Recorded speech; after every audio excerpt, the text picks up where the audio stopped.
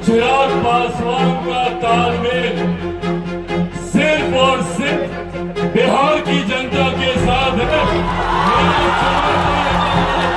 हमारे देश के प्रधानमंत्री आदरणीय नरेंद्र मोदी जी का हृदय से आभार प्रकट करता हूं। लोकसभा चुनाव की तारीखों के ऐलान के बाद से ही सभी दलों की पार्टियों ने सीट शेयरिंग को लेकर लगभग तैयारियां कर ली हैं। तो ऐसे में लोकसभा चुनाव के लिए बिहार में एनडीए का फॉर्मूला भी तय हो चुका है। इसके साथ कई दिनों से जारी खींचातान भी खत्म हो चुकी है। बता दें कि सीट शेयरिंग फॉर्मूला के तहत बीजेपी सबसे ज्यादा 17 सीटों पर चुनाव लड़ेगी और नीतीश कुमार की जेडीयू पार्टी 16 सीट पर अपने उम्मीदवार उतारेगी। वहीं बात करें गठबंधन में शामिल लोक जनशक्ति पार्टी रामविलास की, तो उसे 5 सीटें मिली है और हिंदुस्तानी अवाम मोर्चा और उपेंद्र कुशवाहा की राष्ट्रीय लोक मोर्चा को एक एक सीट पर चुनाव लड़ेगी। वहीं एनडीए में शामिल पशुपति पारस को एक भी सीट नहीं मिली है।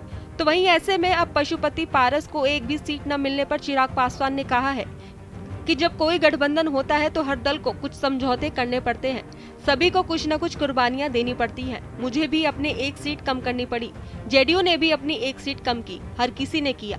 बीजेपी तो 2019 से ही कुर्बानी दे रही है। तो वहीं चिराग ने बताया कि इस बार वो हाजीपुर से चुनाव लड़ेंगे।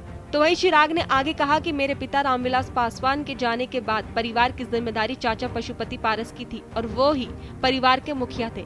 ऐसा नहीं है कि इससे पहले कभी पार्टी पर संकट नहीं आया, लेकिन मेरे पिता ने हमेशा पार्टी को एकजुट रखने की कोशिश की। ऐसे में मेरे पिता के निधन के बाद चाचा जी को ये जिम्मेदारी निभानी थी कि पार्टी न टूटे। तो वहीं जब ये फाइनल हो गया है कि चिराग पासवान हाजीपुर से चुनाव लड़ेंगे, तो ऐसे में कहा जा रहा था कि पशुपति पारस और चिराग पासवान दोनों ही हाजीपुर सीट की मांग कर रहे थे, लेकिन अब ये सीट चिराग के खाते में आई है और पशुपति पारस को दरकिनार कर दिया गया है। कहा जा रहा है कि पशुपति पारस हाजीपुर सीट को लेकर अड़े हुए थे। बता दें कि हाजीपुर सीट बिहार की हाई प्रोफाइल सीट मानी जाती है, क्योंकि रामविलास पासवान यहां से 9 बार सांसद रह चुके हैं।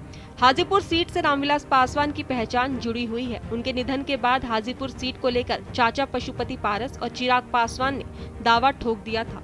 अब सवाल ये उठता है कि एनडीए में सीट शेयरिंग के बाद अब जबकि पशुपति पारस को ये सीट नहीं मिली है, तो वो मोदी कैबिनेट से क्या जल्द इस्तीफा देंगे?